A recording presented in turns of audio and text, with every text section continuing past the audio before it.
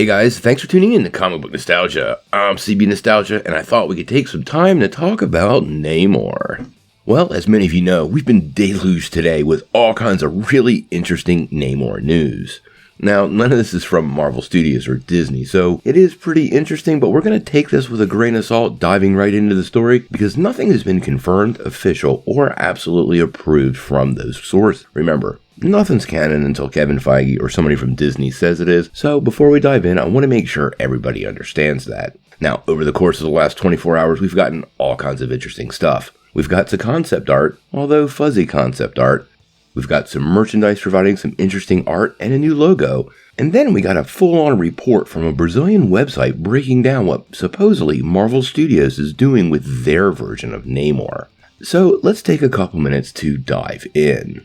Now, clearly, we're going to talk about spoilers here. And for Wakanda Forever, by the way, that's what it's called now, just Wakanda Forever, this may reveal some very key details of the movie. So if you don't want that ruined for you, this is the time you should totally click away. Just find another one of our videos or join us back in a couple of months after the movie comes out.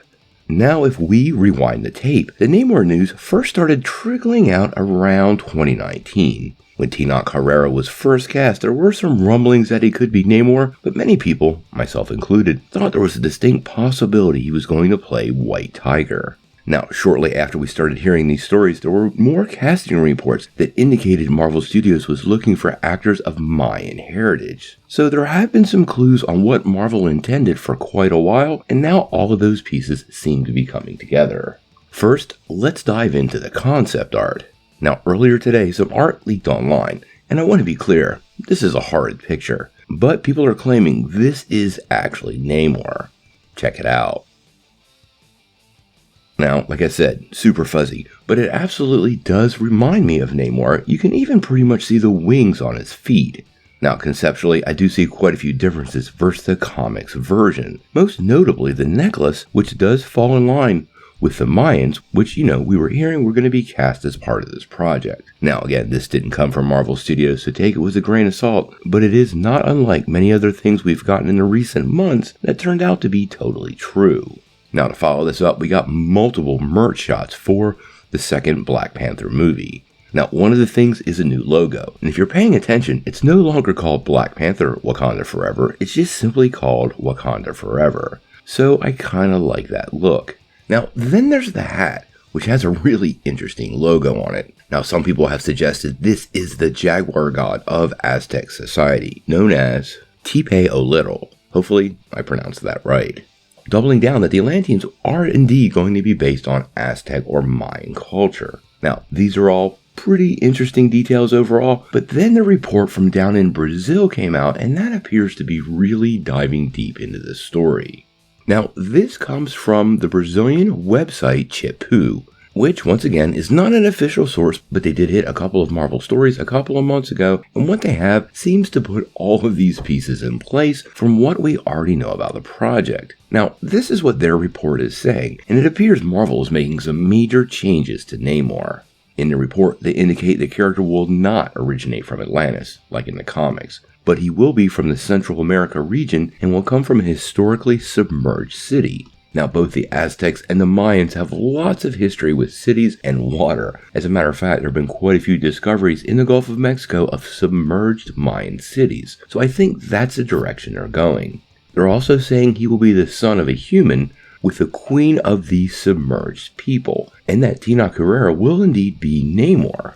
Additionally, they're saying he will always be accompanied by these royal guards, which that concept totally reminds me of the Dora Milaje. Now, what they are saying is that this change is happening so people do not confuse Namor with Aquaman. They do indeed have very similar origins in the comics, and I guess on the surface that does make a little bit of sense.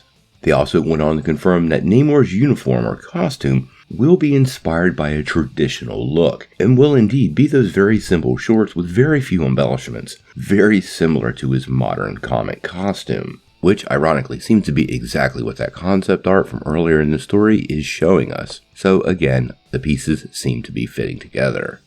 Now, they did provide some other plot details, which I'm going to leave out because it's not too relevant to the story, but clearly Wakanda and this culture are facing off. I think Marvel might be playing with fire here, but they could totally make it work. And Ryan Coogler is one heck of a storyteller, so I want to be optimistic. The underwater city of Atlantis, according to legend, sank in about 9000 BC, and the Mayan culture didn't come around until about 250 BC, so there's a lot of time frames between these two eras. I actually think the way Marvel is going to explain all this away is that this underwater city has existed for a really long time, probably north of thousands of years. And the legends of Atlantis have been inspired by this particular city. It also doesn't say there aren't other underwater cities, but I could totally see the legend of Atlantis kind of getting layered onto this, and it basically being indistinguishable from people who don't really know what's going on. This would make a lot of sense to me, and it would be a great way to explain what they're doing here. I also noticed in all of these reports there's absolutely no references to Namor being Marvel's first mutant. This summary of the movie doesn't even delve into that at all. And as many of you know, Marvel recently reacquired those rights from Fox to use the term mutant, so I'm kind of surprised they're not doing it here. Now, why derive from the comic? I'm still not very sure. I understand what Marvel Studios is trying to do here, but it might be a pretty dangerous undertaking. Namor the Submariner is a super popular Marvel character, and fans have clamored for a really long time to get him brought to live action. If you're a fan of this channel, we did a video about a year ago diving into the 2 live action series that almost happened for Namor that never came to fruition.